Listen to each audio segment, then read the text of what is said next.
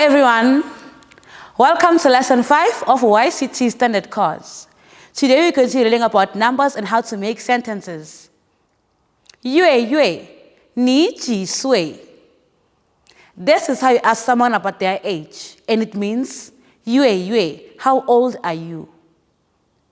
月, 你几岁? 月, 你几岁? 我6岁. This is an answer to the above question, and it means I am 6 years old. 我6岁.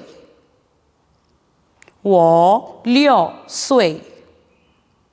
岁 means age. This is the end of today's lesson. Please remember to like, share, comment. Hit the subscribe and notification button. See you next time. Goodbye.